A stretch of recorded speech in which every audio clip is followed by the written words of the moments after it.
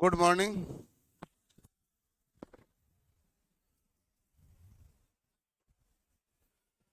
Good morning, good morning, good morning.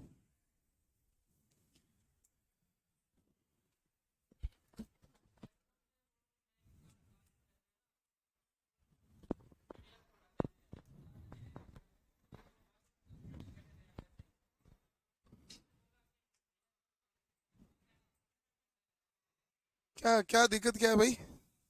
हाँ। हाँ। हाँ। हाँ। हाँ। हाँ।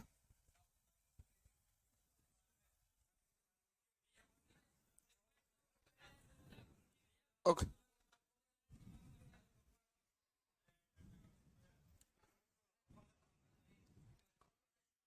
ओके, ओके,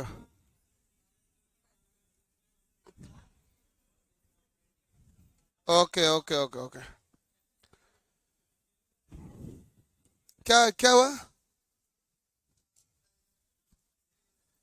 चलो। हैं? तो आप लिख नहीं पाए थे? कौन कौन नहीं लिख पाए थे? ठीक है। हाथ कितने खड़े हुए टोटल? दो? तीन? तीन?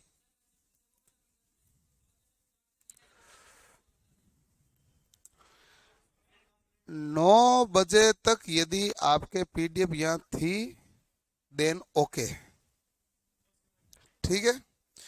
इसलिए भी चेंज करनी पड़ती है कि अगली क्लास आते हैं तो उनके क्वेश्चन लगाने पड़ते हैं। फिर आपके लिखने के कारण अगली क्लास वाले यदि सर आए, यदि 9 बजे का टाइम है और 9 ही बजे आ जाए एकदम, तो अभी पीडीएफ तो उनकी भी लगी होनी चाहिए ताकि क्लास टाइम पर शुरू हो। लेकिन अब आपके हिसाब से तो काम होगा नहीं। और दूसरा है कि आपने जब बहसबाजी कर ही ली है तो फिर मेरे से कोई चर्चा का मैं तो रहता नहीं है। नहीं सर। पहली और अब जितनी भी देर आप मेरे से कुछ भी करेंगे, उसका सार कुछ नहीं निकलेगा, केवल टाइम खपत होगी। क्योंकि यदि एक बार में आपके कहने पर चीज नहीं हुई है तो आप मुझे कहते तो मैं बात सुनता। जब आप दोनों ने आपस में बहसबाजियां कर ली है, तो अब तो क्या ही खींचना, मामला मामला रफा दफा करो, बात जीरो कर लो फिर।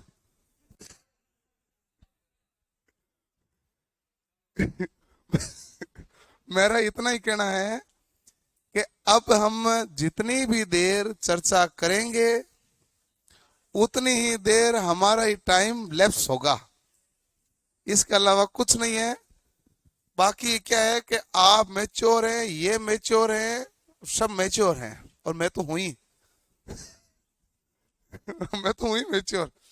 इस मैच्योरिटी लेवल में इतना है कि आपको भी मैच्योरिटी हमेशा दिखानी होती है, क्योंकि आप कंपटीशन की तैयारी कर रहे हैं।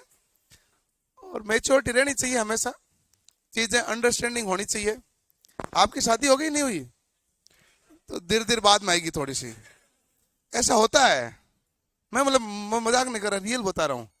कुछ चीजें ऐसा लगता है कि हमें लगता है हम सही थे, बाद में हमें लगता है कि कुछ गड़बड़ है। नहीं, मैच्योरिटी लानी पड़ती है शादी के बाद।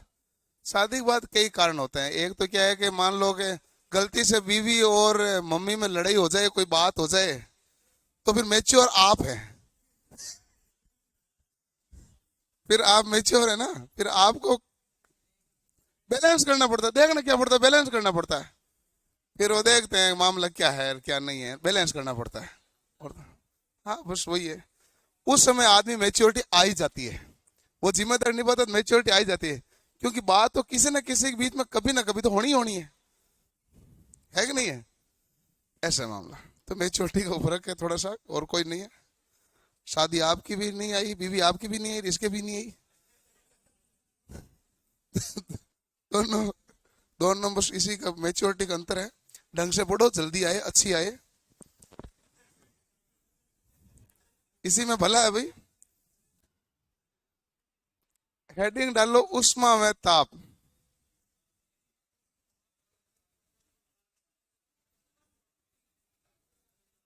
क्या भाई, इतना इतना क्या कर रहे हो? यही तो पढ़ाना था। हाँ, लास्ट चैप्टर है अपना।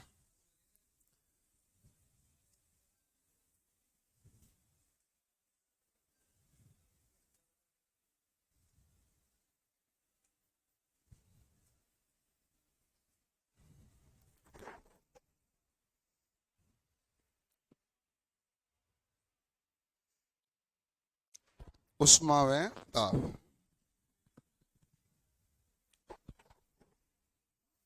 ठीक है भाई, चलो। उष्मा में ताप को इंग्लिश में आप कहोगे, 5 नंबर का मैटर है ये। परीक्षा में लगभग 5 सवाल आते हैं उष्मा में ताप के। सबसे ज्यादा CBT 2 में सवाल आए विद्युत के। 2 नंबर पे जो है वो है उष्मा, 3 नंबर पे है ऊर्जा, 4 नंबर पे है गति। नंबर है ऊपर नीचे। गति पहले नंबर पर है CBT 1 में, CBT 2 में गति 1 नंबर पे नहीं है। है नहीं, सवाल नहीं है ना। सवालों की संख्या से लेना देना है। मैं आपको बताऊं इसका कितने सवाल आए हैं।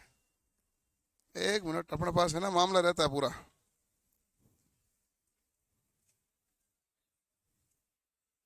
नहीं नहीं, मैं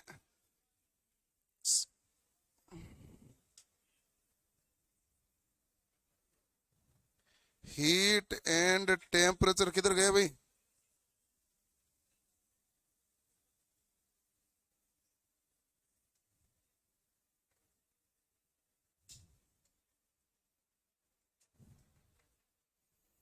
चौसठ सवाल आए 10 पेपरों में उष्मा में ताप के। 6 दो तीन प्लस माइनस मान लो। क्यों है? क्योंकि इधर उधर चैप्टर के हो जाए। आप कह रहे हैं गति और वेग के, बताता हूं आपको मैं।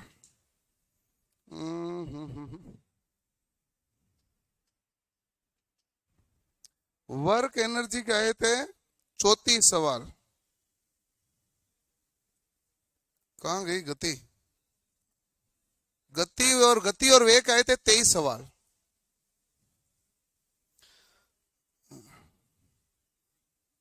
ऐसा गति और वेग मतलब यांत्रिकी या गति पूरा 1 नंबर पे आ रहता है, वो है विद्युत में, वो CBT 1 में। इसमें इनका में तो काफी ज्यादा है। आप कोई पेपर खोल के भी देख लें, आपको विद्युत के और उष्मा के विषय सवाल मिलेंगे। ठीक है, 6 नंबर का मैटर है तो बड़े आराम से देखना है, ध्यान से देखना भाई। हीट एंड टेम्परेचर में सबसे पहले ताप यानी टेम्परेचर के बारे में देखते हैं। और ये इतने सारे चैप्टरों में एकमात्र ऐसा चैप्टर जिसमें अच्छी खासी थ्योरी भी है। हाँ, थ्योरी है इसमें।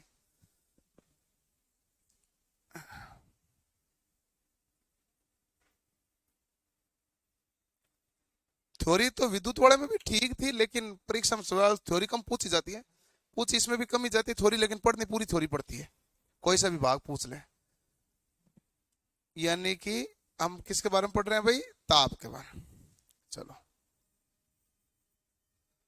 ताप किसे कहते हैं? तो आप कहें ये ठंडक व गर्मी को एहसास करवाता है, वो क्या है? ताप। यानी कि ठंडक व गर्मी का अनुभव कराता है, एहसास कराता है, अनुभव कराता है, महसूस कराता है, ये है।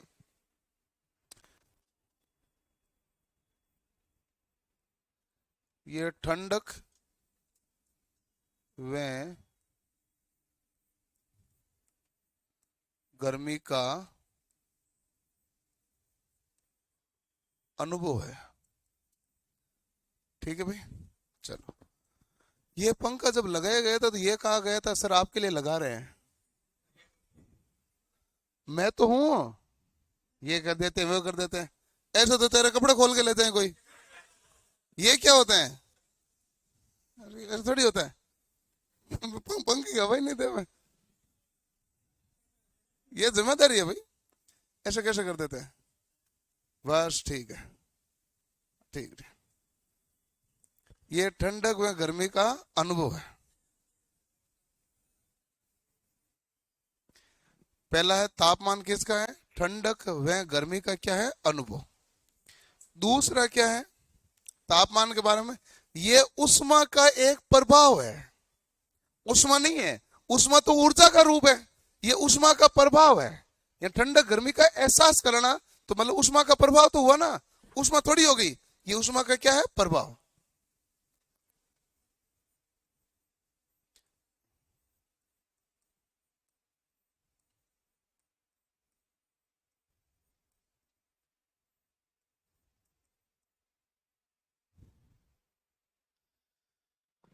इस तापमान को किसके द्वारा मापा जाता है भाई?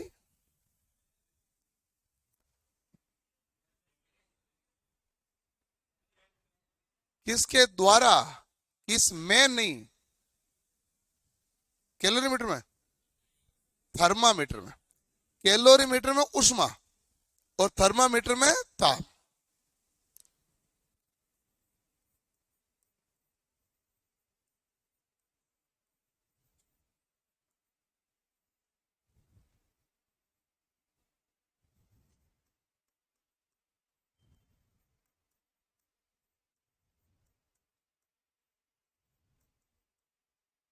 ठीक है, थर्मामीटर हमने लिख दिया। पायरोमीटर के बारे में हम वैसे डिटेल भी करेंगे आगे, आगे हम डिटेल भी करेंगे, जिसमें पायरोमीटर दो प्रकार के देखेंगे, एक विकिरणों के द्वारा और एक हमारे पास रेडिएशन वाला हम पढ़ेंगे। लेकिन हम मुख्यतः तापमान को किस में मापते हैं? थर्मामीटर में। ठीक है, पायरोमीटर पढ़ेंगे ना, सूर्य का ताप किससे मापेंगे? पायरोमीटर से मापेंगे, विकिरणों के द्वारा मापेंगे, सब पढ़ेंगे। क्या समान ताप होने पर ऊष्मा भिन्न भिन्न हो सकती है? सवाल सिंपल है, क्या ताप समान होने पर ऊष्मा भिन्न भिन्न हो सकती है? सबका उत्तर नहीं है। किसका उत्तर हो सकती है?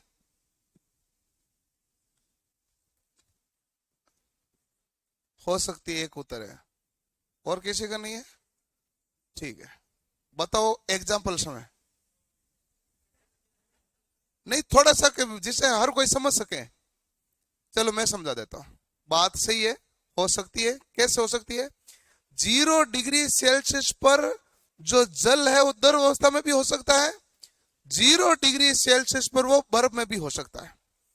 आप कहते हैं पानी का हिमांक बिंदु कितना है? आप कहते हैं 0 डिग्री। हिमांक बिंदु कहते हैं जब जल है वो बर्फ बने, हिमांक।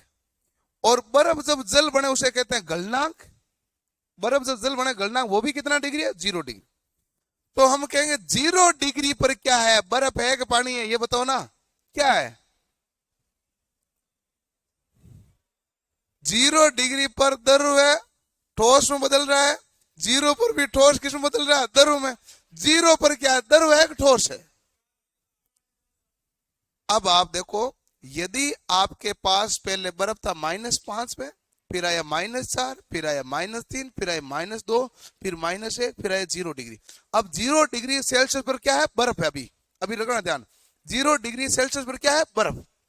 अब इस बर्फ को 80 कैलोरी प्रति ग्राम ऊष्मा और दें।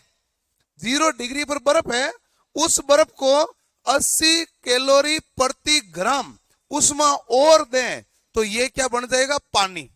और वो कितना डिग्री पर? 0। तो इसके लिए आपको अतिरिक्त ऊष्मा ही लगी कि नहीं लगी? ऊष्मा दोनों में अलग अलग है कि नहीं है? पहले वाली ऊष्मा में जितनी थी ऊष्मा उतनी है, दूसरे में प्रति ग्राम यदि 80 कैलोरी आपने ऊष्मा दी तो 0 डिग्री वाला बर्फ 0 डिग्री पानी में बदल गया। तो पानी भी 0 डिग्री पर हो सकता है, बर्फ भी 0 डिग्री पर हो सकता है। ये अतिरिक्त ऊष्मा है, नहीं बढ़ा। अब मैं आपको एक और सवाल बताता हूं, मैं आपको याद दिला दूंगा सारी चीजें। आपको एक रेलवे बहुत बार बार सवाल पूछता है, 100 डिग्री जेल की अपेक्षा 100 डिग्री भाप में जलन अधिक होती है, क्यों? सवाल ये लिखता वो। अच्छा, गुप्त ऊष्मा क्या है? गुप्त ऊष्मा यह है कि 100 डिग्री जल है, उस जल को 516 कैलोरी प्रति ग्राम अतिरिक्त ऊष्मा दी तो वो क्या बनी? भाप। और वही क्या कहलाई? गुप्त ऊष्मा। गुप्त ऊष्मा क्या कहलाई? 100 डिग्री पर जल है, उसको प्रति ग्राम 516 कैलोरी अतिरिक्त ऊष्मा दी तो वो क्या बन गई? भाप। तो अब बताओ 100 डिग्री पर भाप पर ऊष्मा क्या है? ज्यादा। 100 डिग्री जल के पास ऊष्मा क्या है? कम। कितने का फर्क है? 516 का। लेकिन है तो दोनों 100 डिग्री पर, है तो दोनों 100 डिग्री। अच्छा, प्रश्न क्या खुद यही रहा है कि 100 डिग्री पर जल की अपेक्षा 100 डिग्री पर भाप अधिक ज्वलनशील होती है, क्यों? तो आप कहते हैं गलन की गुप्त उष्मा, ऐसे कुछ है, ठीक है। और वो गुप्त उष्मा कौन सी उष्मा? 516 कैलोरी प्रति ग्राम। इसी प्रकार हम जब ठोस और द्रव के बारे में बात करते हैं तो 0 डिग्री पर बर्फ होता है, तो 0 डिग्री बर्फ है, उस बर्फ को 80 कैलोरी प्रति ग्राम अतिरिक्त उष्मा दी तो ये 0 डिग्री पर क्या बन गया? जल। अब आपने जो अतिरिक्त उष्मा दी है उसमें तापमान नहीं बढ़ा, केवल पदार्थ की अवस्था में परिवर्तन हुआ है। केवल क्या हुआ? पदार्थ की अवस्था में परिवर्तन। पहले था ठोस, अब क्या बन गया? द्रव। अच्छा, 100 डिग्री वाले में क्या था? द्रव था, क्या बन गया? गैस यानी भाप। तो क्या हुआ? अवस्था में परिवर्तन हुआ। तो तापमान के कारण पदार्थ की अवस्था में परिवर्तन होता है? जी होता है, क्योंकि 0 डिग्री पर बर्फ होता है, 0 डिग्री पर ही पानी है, तो इसका मतलब अवस्था में परिवर्तन हुआ है। 0 डिग्री को क्रांतिक ताप कभी नहीं बोलते ना, क्यों बोलेंगे? 0 से थोड़ा सा मान अधिक करते हैं उसका 273.16 कर केल्विन कहते हैं, है ना? क्या कहते हैं? 273.16। क्रांतिक ताप को कहते हैं 0.001 डिग्री सेल्सियस या 0.01 डिग्री सेल्सियस है, वो क्रांतिक ताप कहलाता है। उस ताप को कहते हैं क्रांतिक ताप। इसको हम वैसे केल्विन लिखते हैं तो क्या लिखते हैं? 273.16, इसीलिए लिखते हैं वो। तो अब आप क्या कहेंगे इसमें? ताप में ताप समान होने पर पदार्थ की उष्मा भिन्न भिन्न हो सकती।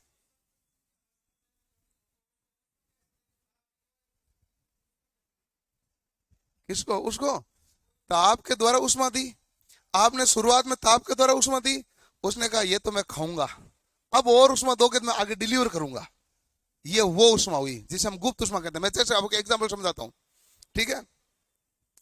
तो वो कहता है कि आपके पास जब आपने पदार्थ को दिया, उष्मा दी, हीटर चालू किया, क्या हुआ है? उष्मा हुई। हीटर क्या देता है? उष्मा ही तो दी, ठीक है? उष्मा और ताप दोनों एक दूसरे से लिंक है, लेकिन अंतर हमें समझना पड़ेगा ना।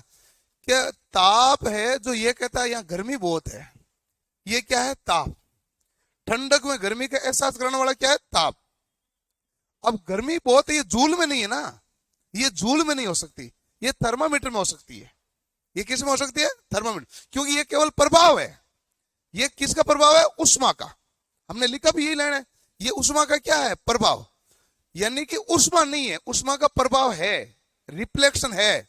अब देखो वापस, यदि मेरे पास एक पदार्थ है, पदार्थ को मैं उष्मा दूंगा, वो कहेगा मेरे पहले -5 था, मैंने उष्मा दी, उसने कहा -4 हो गया, और उष्मा दी -3 हो गया, और उष्मा दी -2 हो गया, और उष्मा दी -1 हो गया, और उष्मा दी 0 हो गया, और उष्मा दी 0 ही रहा, और उष्मा दी 1 हुआ। 0 की कंडीशन 2 बार आई। तो हमने कहा तुम यहां क्यों गड़बड़ कर रहे हो? तब तुम शुरू से तो लगातार सही से चल रहे थे, हम उसमें दे रहे थे -5, -4, -3, -2, -1, 0, फिर वापस 0 क्यों किया? उसने कहा साहब हमने उस समय अवस्था में परिवर्तन किया, तुम्हारा ठोस भी तो था 0 पर, तो 0 पर हमने किस में बदला? इसको द्रव में। आपको पूछा जाएगा सवाल कि 0 डिग्री सेल्सियस पर जल है, वो कौन सी अवस्था में? द्रव अवस्था में, ठोस अवस्था में? मैं सिंपल सवाल कर रहा हूं। ये सवाल इसलिए है क्योंकि ताप और उष्मा का अंतर यही बता पाएगा। 0 डिग्री सेल्सियस पर जल कौन सी अवस्था में है? द्रव या ठोस? कोई सा भी हो सकता है, क्योंकि 0 डिग्री ही हिमांक बिंदु है, 0 डिग्री ही गलनांक बिंदु है। दोनों कौन सी डिग्री है? 0 ही है। इसका मतलब है कि हम जब ठोस से द्रव में बदलते हैं तो हमें अतिरिक्त उष्मा की आवश्यकता होती है, और वो होती है 80 कैलोरी प्रति ग्राम। 0 डिग्री जल और 0 डिग्री बर्फ में प्रति ग्राम कितना उष्मा का अंतर है? 80 कैलोरी का। ये निश्चित डाटा, फिक्स डाटा। और यही हम जाएंगे 100 डिग्री पर जल और 100 डिग्री भाप में उष्मा का अंतर कितना है? 516 कैलोरी प्रति ग्राम। इसीलिए तो बार बार वो सवाल रहता जो मैंने आपको बताया है, ये यही लाइन है वो है। ये कंफ्यूजन, ये आपके आधे से ज्यादा फंडे ढंग से क्लियर यही करवाएगा। उष्मा और ताप को हम ढंग से देखेंगे ना।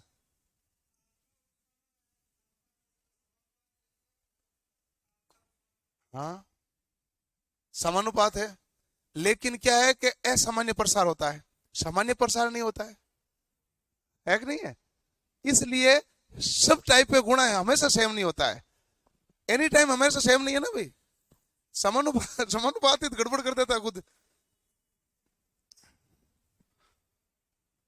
तो लिखो, ये ठंडक व गर्मी का अनुभव है, ये उष्मा का प्रभाव है, इसे थर्मामीटर द्वारा मापा जाता है।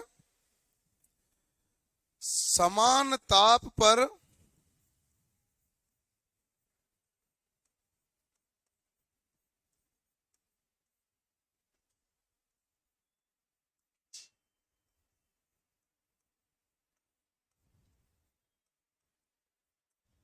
पदार्थ की उष्मा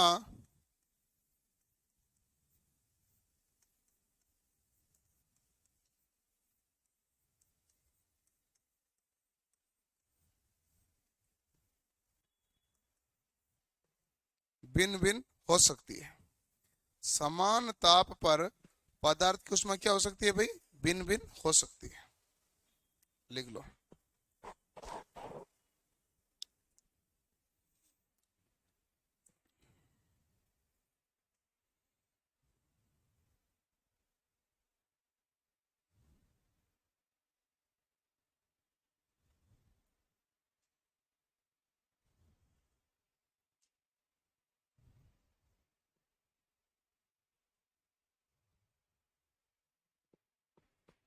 हो गया, ठीक।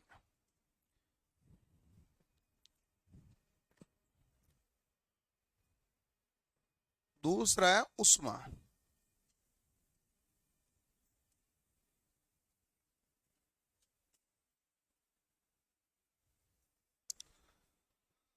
हाँ, एक महत्वपूर्ण बात, बाकी बेचों की डिमांड के ऊपर हमने इस सैटरडे संडे छुट्टी रखी है। पिछली बार हमने कुछ बात की थी कैसी, नहीं कोई बात हुई थी कोई बैच में, पता नहीं। इस सैटरडे संडे आपकी टेक्निकल की क्लास छुट्टी है, शायद तक 1 महीना हो गया है लास्ट छुट्टी को। हाँ, इस कारण हम छुट्टी रख रहे हैं, इस सैटरडे संडे है। हाँ, टेस्ट संडे को निश्चित लगेगा, आप आ जाना। यहाँ जो यहाँ रहते हैं वो टेस्ट देना आ सकता है सैटरडे संडे, क्योंकि बाकी के बैच वालों की ज्यादा डिमांड थी, क्योंकि 1 महीना हो गया शायद तक मेरे हिसाब से। लास्ट कब हुई थी छुट्टी, है 2 अप्रैल हुई।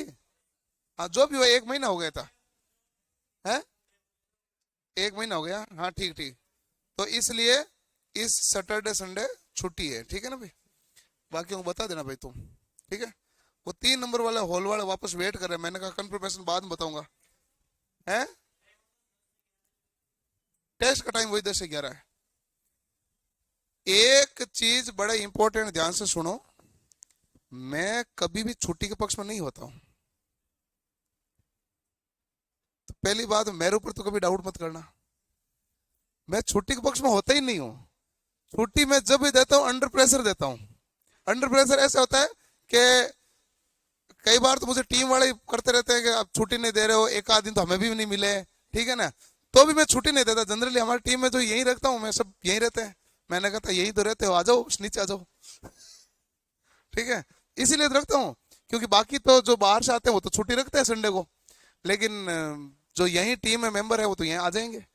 और मैं हमेशा, मैं कभी भी छुट्टी के पक्ष में नहीं होता हूँ। सबसे न्यूनतम छुट्टियां होगी आपके यदि बेच में हुई है तो, और न्यूनतम छुट्टियां ही है। छुट्टियां आपने ज्यादा की है, कोचिंग ने नहीं दी इतनी जितनी आपने की। हाँ, ए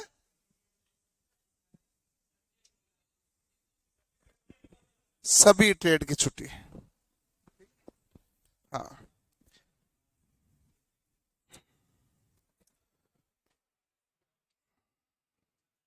शायद तक आप वाला बेच में नहीं, आपका बेच 11 बजे आता था ना, 11 बजे का सुबह वाला, उससे पहले वाला बेच में बात हुई थी, तो उन बच्चों को बोला गया था, तो इनको भी रह गया था, ठीक है। उष्मा यानी हीट। उष्मा क्या है,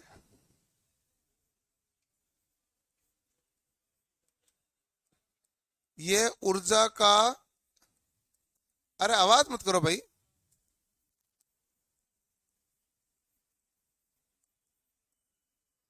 ये ऊर्जा का एक रूप है।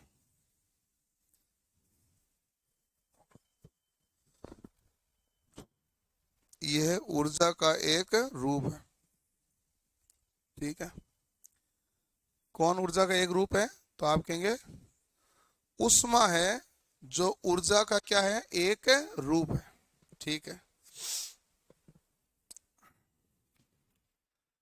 इसको किसके द्वारा मापा जाता है?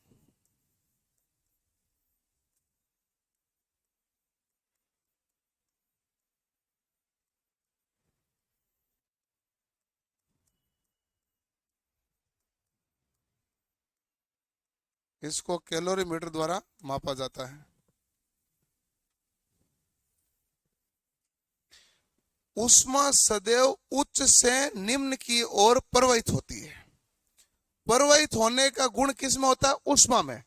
ताप का प्रवाहित होने का गुण, प्रवाहित होने का गुण है ऊष्मा में। ठीक है।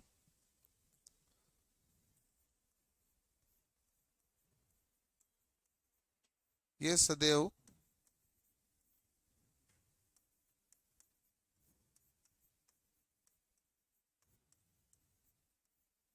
उच्च ताप से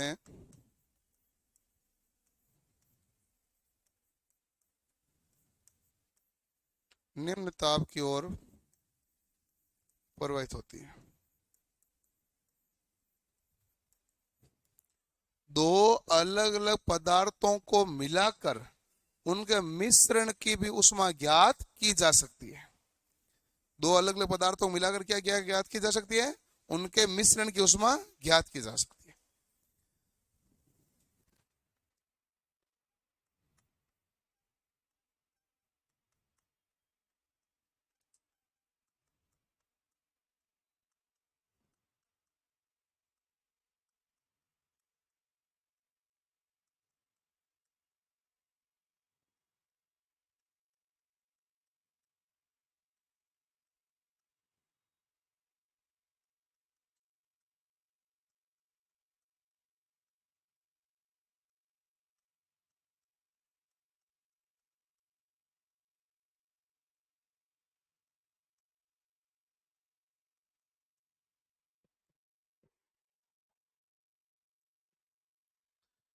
दो अलग अलग पदार्थों को मिलाकर उसके मिश्रण की ऊष्मा ज्ञात की जा सकती है। ठीक है भाई। क्या कहोगे भाई? दो अलग अलग पदार्थों को मिलाकर मिश्रण की ऊष्मा ज्ञात की जा सकती है। यह सदैव उच्च ताप से निम्न ताप की ओर प्रवाहित होती है। इसको कैलोरीमीटर द्वारा मापा जाता है। और ये हमारे पास ऊर्जा का एक रूप है। किसका रूप है? ऊर्जा का। ठीक है।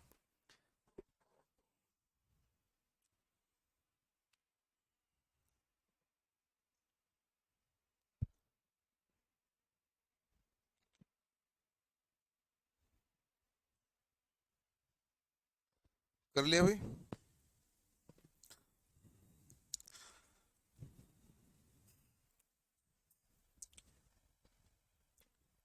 है। लो,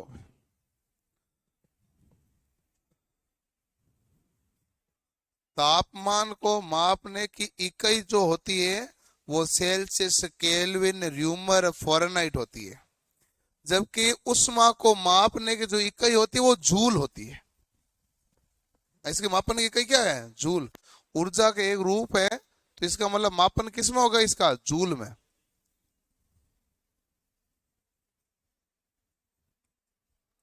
तो पूछ ले आपको कि तुम तो उष्मा की विमा बताओ, तो जो ऊर्जा की है वही उष्मा की है। जो ऊर्जा की है वही उष्मा की। विशिष्ट उष्मा अलग होती है भाई। ठीक है भाई। ठीक है। चलो,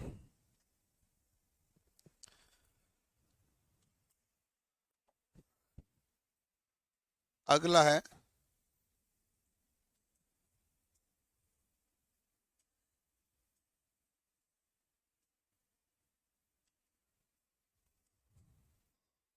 तापमान की इकाई क्या क्या होती है भाई?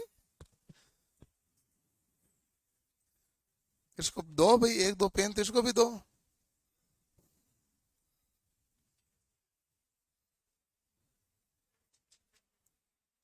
एक होती है सेल्सियस, हमने ये पहले चैप्टर में पढ़ा था।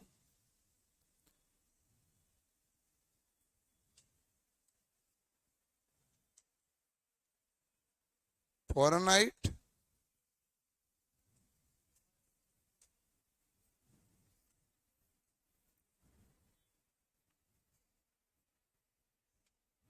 र्यूमर, ठीक है भाई। सेल्सियस में हम देखते हैं एक हिमांक को, एक देखते हैं क्वथनांक को। 0 डिग्री सेल्सियस होता है पानी का हिमांक और 100 डिग्री सेल्सियस होता है क्वथनांक। फ़ारेनहाइट में होता है 0 डिग्री फ़ारेनहाइट तो है हिमांक और 212 डिग्री फ़ारेनहाइट होता है वो है क्वथनांक। केल्विन के बारे में बात करें तो 273 केल्विन है हिमांक और 373 केल्विन है क्वथनांक। और र्यूमर में बात करें तो 0 डिग्री र्यूमर हिमांक, 80 डिग्री र्यूमर क्वथनांक। ये मैंने आपको पढ़ा रखा था, है ना? क्या चेंज करना बताया था, पढ़ा रखा था, लेकिन थोड़ा सा वापस लिखता हूँ क्योंकि आपके सीबीटी 1 वाले में तो यही वीडियो डालना पड़ता ना। सीबीटी 1 में नहीं पढ़ा है ना, टूम पढ़ा हुआ, फिर सीबीटी 1 जब पढ़ो तो पता रहना चाहिए बदलना, इसमें उसमें भी पड़ता ही है। C माइनस 0/100 बराबर क्या आएगा? F माइनस 32/180 बराबर क्या आएगा? केल्विन माइनस 273/100 और र्यूमर माइनस 0 बटा कितना आएगा भाई? 80। ठीक है, यहां से हमारे पास दो गुण ढूंढने हैं। पहला तो ये मिलेगा भाई C/100 बराबर K माइनस 273/100 आया, बराबर में ना। ये बराबर में गुण है तो आप कहेंगे 100 से 100 कैंसिल हो जाएंगे और यहाँ पर हमारे पास दो चीजें बन जाएगी। एक तो ये बन जाएगी, आप सेल्सियस बराबर ये कह देना केल्विन माइनस 273 और केल्विन बराबर ये कह देना सेल्सियस प्लस 273। यही था, ठीक है। तो आपको एक सवाल वही दे ही रखा होगा, नहीं तो दे ही देते हैं। कमरे का ताप 27 डिग्री सेल्सियस को केल्विन में बदलो। तो आपने कहा भाई केल्विन बदलना तो आसान है। केल्विन बराबर क्या होगा? Celsius plus 273। सेल्सियस कितना होता है? 27। 27 में जोड़ोगे 273 बराबर कितना आएगा? 300।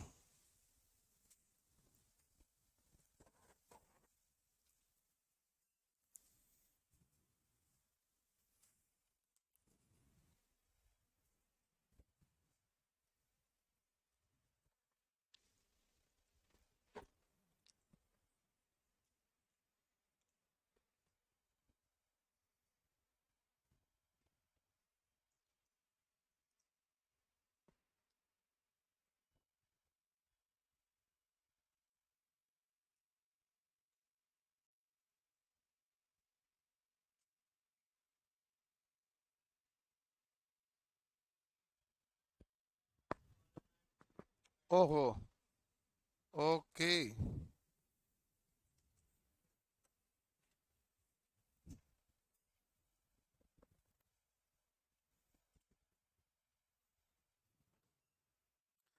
इस चैप्टर को आराम से पढ़ना भाई, हम आराम से पढ़ते हुए इसको पूरा करेंगे, तनाव लेना है नहीं। कोशिश ये रहेगी अगले गुरुवार तक पूरा करवा दें इस चैप्टर को।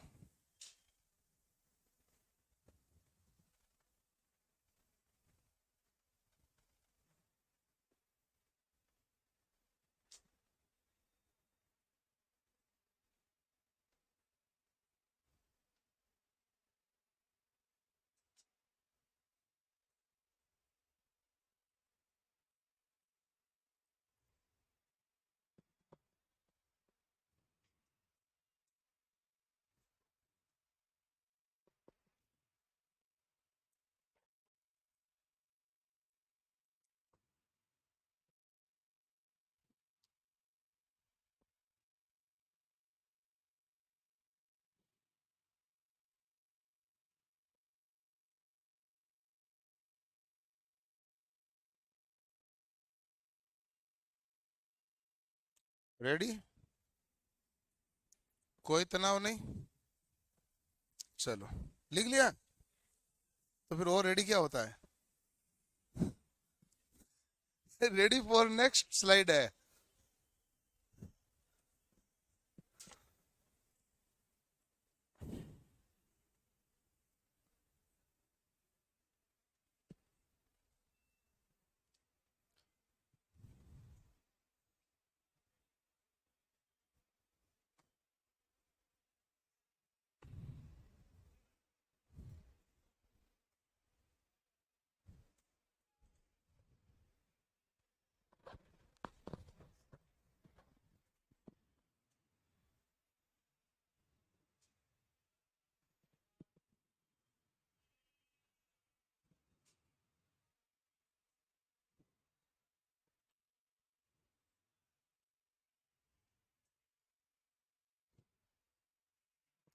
अब ठीक है भाई, हो ही गया।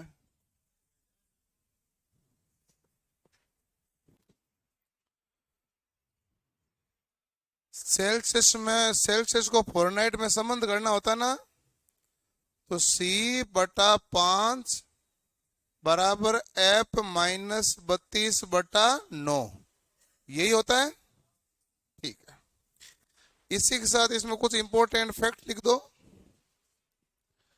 कमरे का ताप कितना होता है भाई?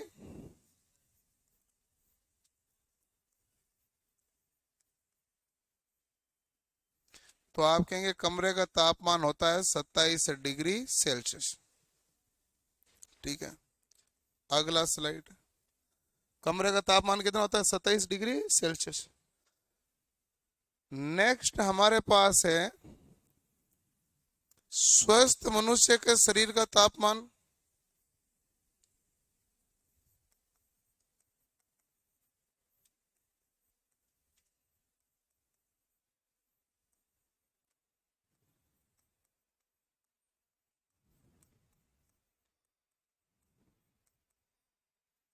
आवाज नहीं भाई, ध्यान से देखना। स्वस्थ मनुष्य के शरीर का तापमान होता है 37 डिग्री सेल्सियस। यह आप इसको क्या कहोगे? 98.6 डिग्री फ़ारेनहाइट, या आप कहेंगे 310 केल्विन। ये 27 डिग्री सेल्सियस, यहाँ 300 केल्विन।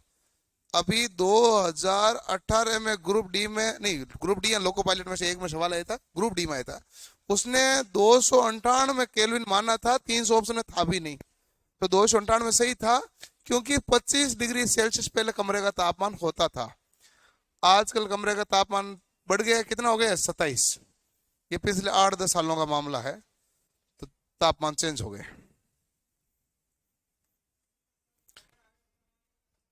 हैं। हाँ, फ़ारेनहाइट पैमाना हम ऐसे रेंज नहीं कहेंगे। आपका सवाल यह है कि डॉक्टरी थर्मामीटर की रेंज क्या है? 95 डिग्री फ़ारेनहाइट से 110 डिग्री फ़ारेनहाइट।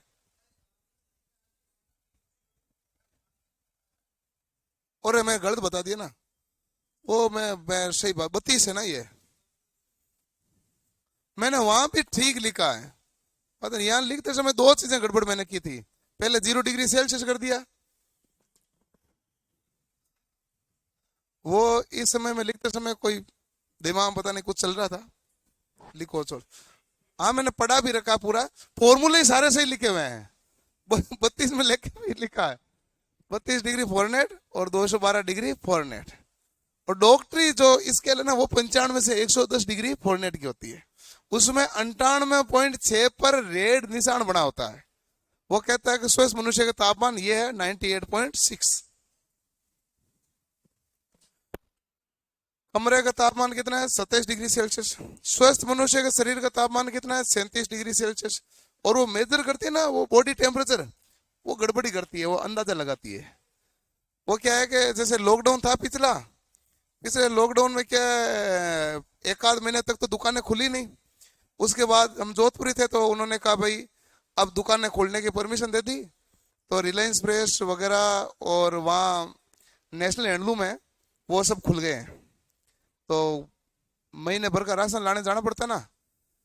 लॉकडाउन था तो यदि आप सुबह जाओगे शाम को जाओगे भीड़ मिलेगी। और महीने शायद अप्रैल का ही था, अप्रैल ही था ना। तो दोपहर 2 बजे गए। हमने कहा 2 बजे भीड़ नहीं मिलेगी, कोरोना घर नहीं आएगा, नहीं तो हम जाएंगे साथ में कोरोना आ जाएगा। तो गए तो उन्होंने बॉडी टेम्परेचर निकाला, वो 101 आया। उसने कहा आप एलो ही नहीं है। बॉडी टेम्परेचर कितना है 101। तो मैंने कहा यार मैं तो मेरी तो तबीयत ठीक है। कहा नहीं 101। मैंने कहा फिर थोड़ी देर बैठ जाते हैं फिर देखते हैं, हो सकता है धूप से हो। फिर थोड़ी देर बैठे फिर पता चला 98 ही है। हैं? हाँ। कमरे का तापमान कितना है 27 डिग्री। स्वस्थ मनुष्य के शरीर का तापमान कितना है 310। अच्छा एक है जल का घनत्व अधिकतम कहां पर होता है 4 डिग्री सेल्सियस।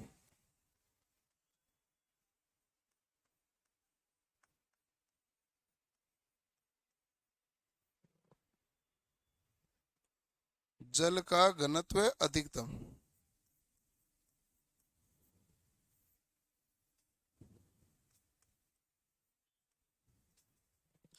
4 डिग्री सेल्सियस पर। फ़ारेनहाइट में सेल्सियस का माप एक समान कहां होगा?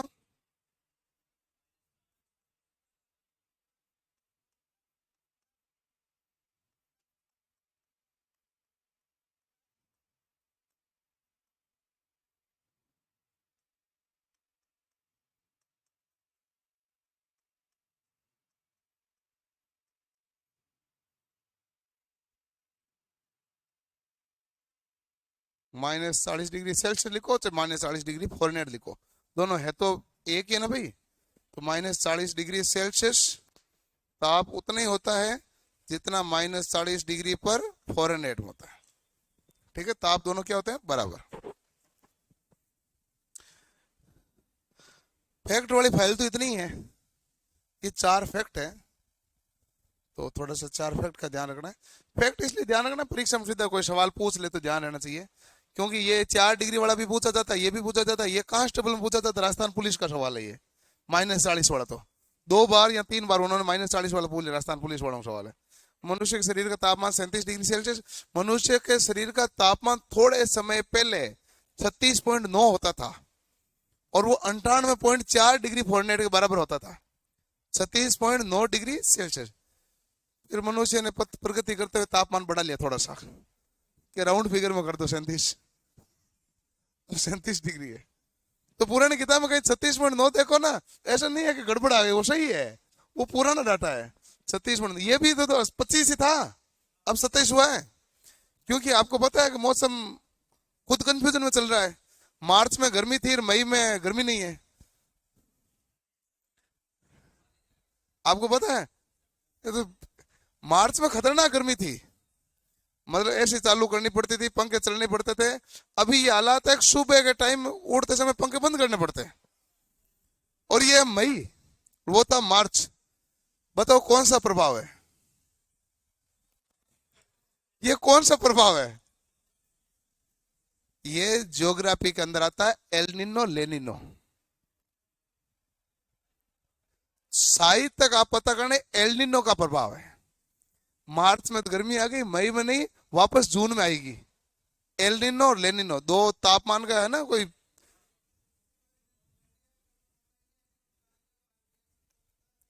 अपना एल्निनो तो है, लेनिनो थोड़ी अपना ना। एक का प्रभाव अपना पर आता है, एक का पड़ता है, दोनों का नहीं पड़ता है। मुझे ये नहीं पता किसका पड़ता है, लेकिन 100% एक का पड़ता है।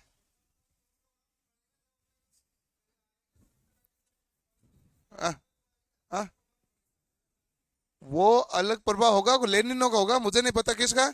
अब की बार वही डापा चौक है खुद। तभी तो मैं कह रहा हूं, आप खुद सोचो ना कि मार्च में तो गर्मी थी, मई में नहीं है,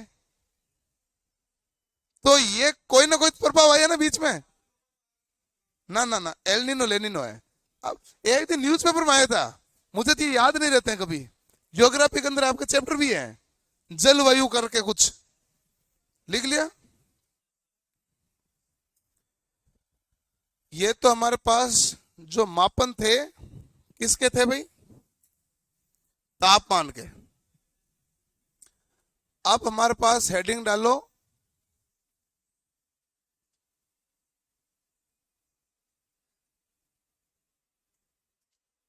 उष्मा का मापन।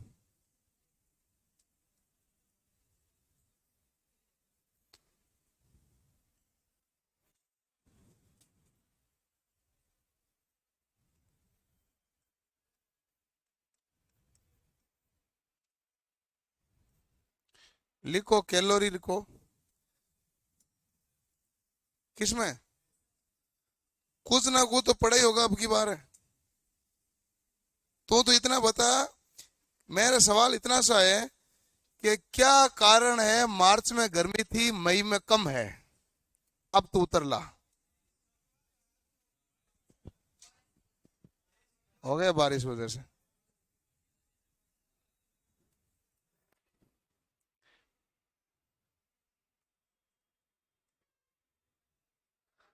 एक ग्राम जल को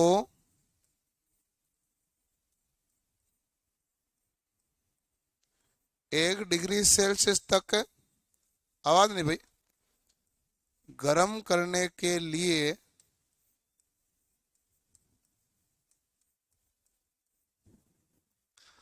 आवश्यक उष्मा।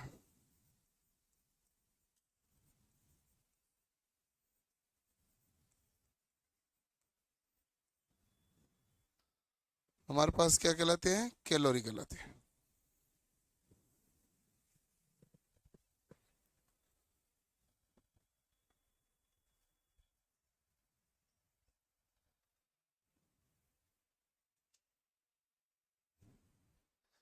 एक है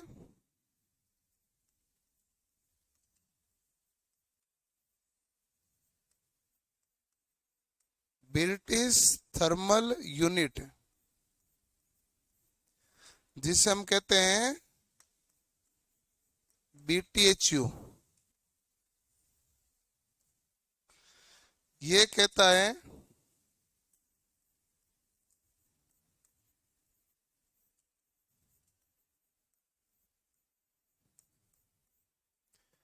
एक पौंड जल को 1 डिग्री फ़ारेनहाइट तक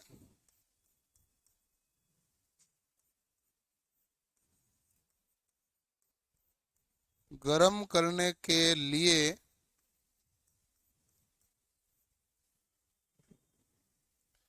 आवश्यक उष्मा।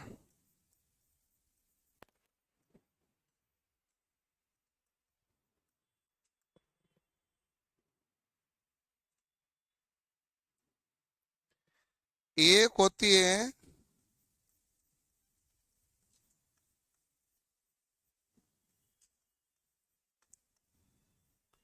सेल्सियस हीट यूनिट,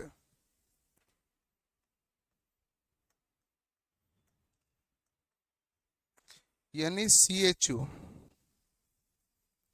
ये क्या है भाई?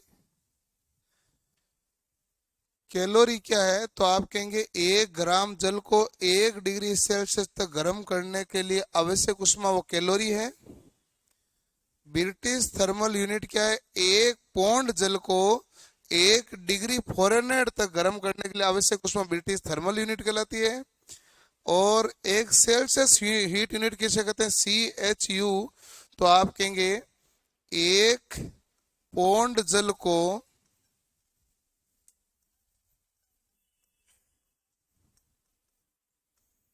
1 डिग्री सेल्सियस तक गर्म करने के लिए आवश्यक ऊष्मा।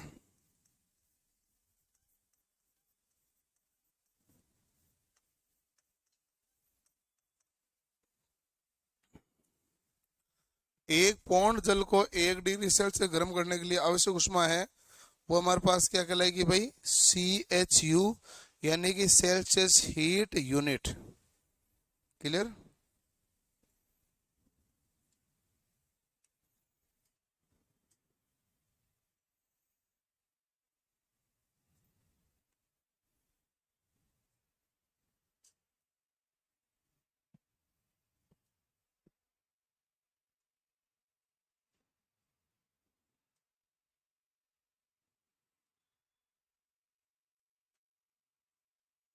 ये परिभाषा ध्यान रखना, सवाल यही पूछा जा सकता है, एक पौंड जल को 1 डिग्री सेल्सियस गर्म करने के लिए ऊष्मा क्या कहलाती है, तो सेल्सियस हीट यूनिट है। एक पौंड जल को 1 डिग्री फॉरेनहाइट करने के लिए क्या कहलाती है, BTHU। और हमारा सबसे स्टैंडर्ड क्या है, 1 ग्राम जल को 1 डिग्री सेल्सियस गर्म करने के लिए ऊष्मा क्या कहलाती है, कैलोरी। तीनों की परिभाषा के अंदर अंतर है कि नहीं है, और इनमें से कोई भी लाइन देके थ्योरेटिकल सवाल बनने की गुंजाइश रहती है, और गुंजाइश रहती है, गलत उत्तर देने की गुंजाइश बहुत ज्यादा है, मिस्टेक होने की गुंजाइश बहुत ज्यादा है। तो कैलोरी तो आप ध्यान रह जाएगा, 1 ग्राम जल पर ही काम करते हैं हम, एमकेएस प्रणाली है, 1 डिग्री सेल्सियस है, तो कैलोरी तो हो गई, कैलोरी में दिक्कत नहीं है। BTHU और CHU में देखना, CHU है सेल्सियस, BTHU है ब्रिटिश थर्मल। सेल्सियस को तो सेल्सियस पर ही मापोगे, एक पौंड जल को सेल्सियस में, और एक पौंड जल को फॉरेनहाइट मापोगे तो क्या होगा, BTHU। सेल्सियस और फॉरेनहाइट के कारण यह संबंध रहेगा। सेल्सियस की स्केल 100 की है, फॉरेनहाइट की स्केल कितनी है, 180 की, तो 1.8 गुना फर्क है कि नहीं है। सेल्सियस की स्केल कितने तक होती है, 0 से 100, और फॉरेनहाइट की होती है 32 से 212, अंतर कितनी हुई, 180। 32 से 212 अंतर कितना हुआ, 180। तो ये 100 की स्केल है, ये 180 की स्केल है, तो ये इसका 1.8 गुना है। इसमें एक चेंज, इसमें 1.8 गुना चेंज बराबर है। इसलिए आप ध्यान से ये लाइन लिख लो, एक CHU बराबर 1.8 BTHU। एक Celsius heat unit British thermal unit का कितना गुना होती है, 1.8 गुना। अगला सवाल, एक CHU 453.6 कैलोरी होती है।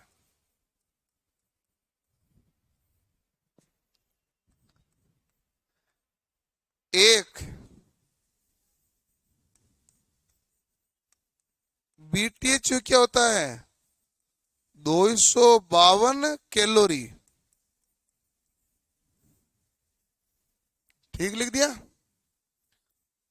और बोलो भाई, एक CHU BTHU समझ, CHU एक थर्म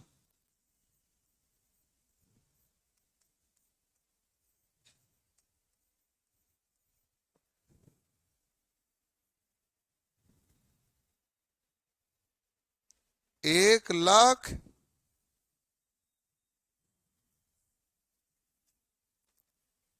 BTHU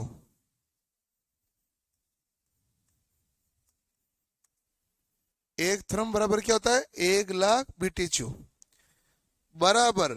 अब देखो इसको तो हम बदल के किलो कर देंगे, ये तो 1000 है ना, 3 जीरो, और BTHU की जगह 252 कैलोरी करेंगे, तो 252 पीछे 2 जीरो, और अब ये आएगा किलो कैलोरी।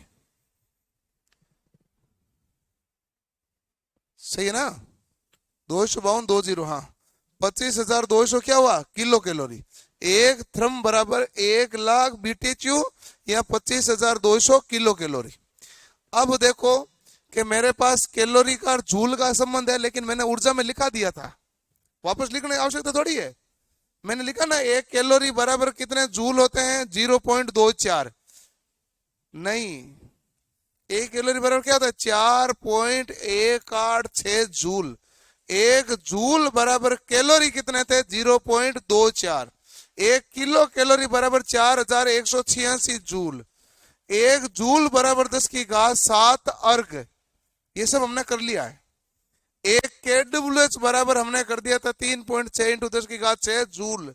एक इलेक्ट्रॉन वोल्ट बराबर 1.6 इंटू 10 की घात -19 जूल। ये सब हमने ऊर्जा में कर लिया था। उष्मा में मैंने केवल उष्मा के बारे में बात की है।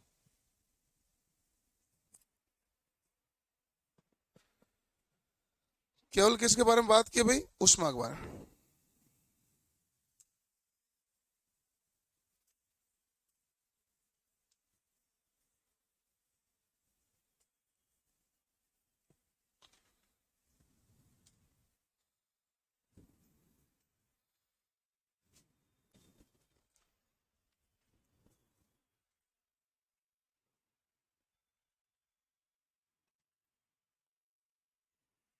अब बताओ कोई डाउट।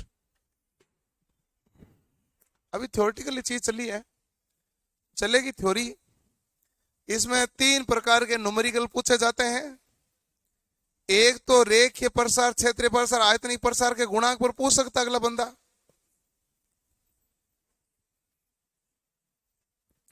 एक पूछ सकता है विशिष्ट उष्मा के बारे में, या फिर वो तापमान को मिश्रण करने 20 लीटर पानी इतना लीटर ताप पर गर्म था, इतना लीटर पानी इतने पर गर्म किया, दोनों को मिलाया तो बताओ पानी का तापमान कितना है।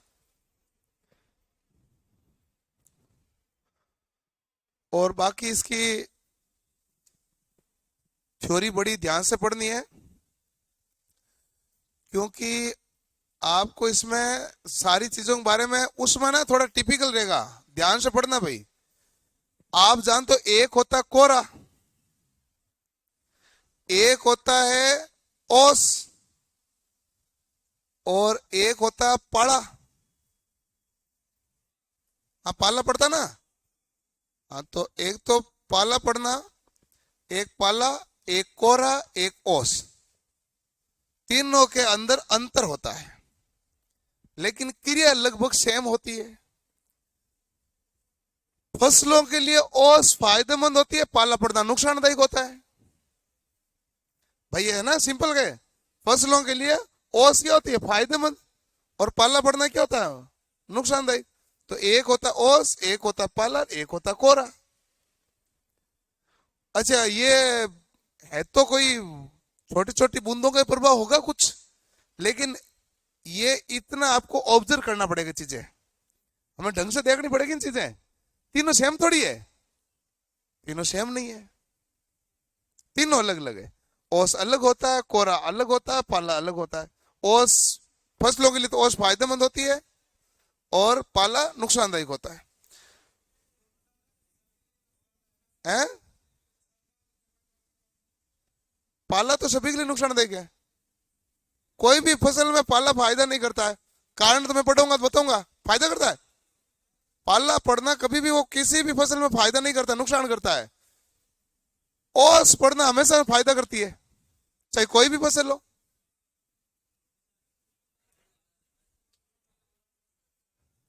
फर्क है दोनों में, ठीक है। अच्छा ये तो हो गया सिंपल बात। टेक्निकल बात में कहूंगा तो हमें बहुत सारे फायदा अंतर करना। समतापी प्रक्रम क्या है, समदाबी प्रक्रम क्या है, सम आयतनिक प्रक्रम क्या है, चक्रीय प्रक्रम क्या है, रुदोसम प्रक्रम क्या है। और ये सारे प्रक्रम घूमते हैं, है कि नहीं है। समतापी, समदाबी, सम आयतनिक, चक्रीय, रुदोसम प्रक्रम, सारे इंपॉर्टेंट रहते हैं। इसी के साथ इसमें आता है कि एक कौन सा किरचॉफ के नियम भी आता है, न्यूटन के शीतलन का नियम भी आता है। किरचॉफ और न्यूटन ने भी उष्मा में नियम दिया था। उसमें क्या है कि एक ऐसा खंड है जो सभी के बहुत काम आया है, सभी ने अपना अपना थोड़ा थोड़ा योगदान देके छोड़ के गए हैं।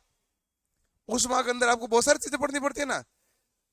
सर्दियों की अपेक्षा बरसात में कपड़े देरी से सूखते हैं, सर्दियों की अपेक्षा बरसात में कपड़े देरी से सूखते, क्यों है? वायुमंडल में नमी रहती है, ठीक। नमी तो सर्दियों में भी रहती है, इतनी नहीं रहती। नहीं, ये सवाल है ना भाई, ये सवाल काफी काफी है। और ये जितने भी चीज है ना सारी क्लोजली देखनी पड़ती है, क्योंकि कंफ्यूजन जो क्रिएट होगा ना थ्योरेटिकल में, इसके न्यूमेरिकल बहुत आसान मिलेंगे। इसका कंफ्यूजन आपका जो आएगा वो सारा का सारा थ्योरी में आएगा। इसमें न्यूमेरिकल में कंफ्यूजन नहीं है, बाकियों में न्यूमेरिकल में आता था दिक्कत, इसमें न्यूमेरिकल में दिक्कत नहीं है, थ्योरी में दिक्कत आएगी। इसलिए मैं वापस कहता हूँ ध्यान से थ्योरी पढ़ना। आपके ना ये तापमान है चाहे ये कैलोरी है, ये सब थ्योरेटिकल डाटा में है, और थ्योरेटिकल में कंफ्यूजन आने की इसमें गुंजाइश काफी ज्यादा होती है। न्यूमेरिकल में कोई गुंजाइश है ही नहीं, सीधा सीधा फॉर्मूला, सीधा सीधा उत्तर है। कंफ्यूजन सारे किस में है? थ्योरी में। तो ध्यान से थ्योरी पढ़नी, ठीक है। और किसी का कोई डाउट तो है नहीं है? हाँ लो, एक सवाल है, एक चरखी प्रणाली ने पुली सिस्टम की दक्षता का पता लगाया, ठीक है, जिनका यांत्रिक लाभ 3.6 है, ठीक है, जहां रस्सी को 8 मीटर खींचने पर 2.6 मीटर ऊपर उठ जाता है, ठीक है, वेगानुपात कितना आया?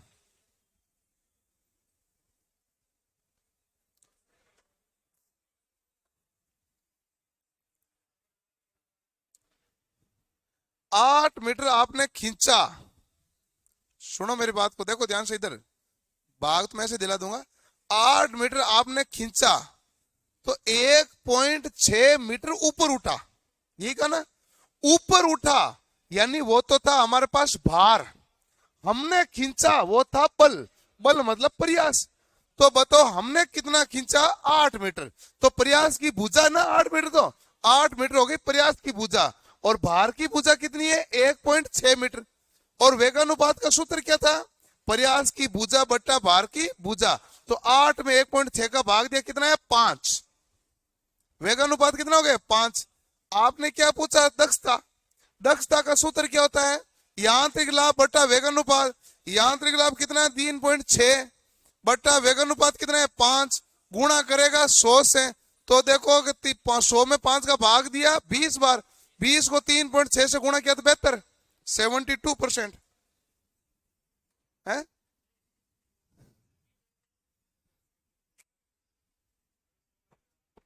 नहीं, आप थोड़े से करना, ये सब चीजें ऐसे हवा में निकलेगी, कोई दिक्कत है नहीं। आपको मेरे हिसाब से मैंने जो शीट दी उससे सारे सवाल हो गए होंगे, ऐसे कोई दिक्कत है ही नहीं। अच्छा, जब आपने उसकी थ्योरी पढ़ी, उसके बाद परीक्षा में आए हुए सारे सवाल कर लिए, तो ये एक उचित गुण है कि आप लगातार मेहनत करोगे तो इस परीक्षा में नंबर ले आओगे, हैं? अब क्या है कि एक है जो मेरी तरफ से काफी टाइम से कमी चल रही है कि नए सवाल में बना नहीं पा रहा हूं, वो मेरी टाइम से कमी चल रही है, मुझे पता ही है, लेकिन टाइम नहीं मिलता ना। अब देखूंगा नहीं, एक्चुअल में रोना केवल टाइम का, बाकी तो मैं सुबह से शाम यही रहता हूँ, कहीं जाता थोड़ी हूँ। रोना टाइम का ही, मैं ऐसा नहीं है कि चलो बैठे हैं आज ऐसा करते हैं, घूमने जाते हैं, कहीं नहीं जाता, मैं पूरे महीने इधर ही घूमता हूँ, लेकिन टाइम नहीं मिल पाता। अब मैं 2 दिन टाइम निकाल के मैं आपको कोशिश करूंगा, कुछ नए सवाल बनाता हूं, जिससे आप जो पढ़ रहे हैं तो इनको वापस रिवीजन करने के लिए सवाल मिलते रहे, ताकि रिवाइज होता रहे। क्या यो वो आपको लगता रहे है, नहीं वो आपको लगता है, ऐसा कुछ होता नहीं है। और बाकी हम काम तो इसी के लिए करते हैं, कोई भी होगा काम। आप भी क्यों पढ़ते हैं? इसलिए पढ़ते हैं आगे घर चलाना है, ठीक है ना। मैं भी इसलिए पढ़ाता हूँ, घर चलाना है।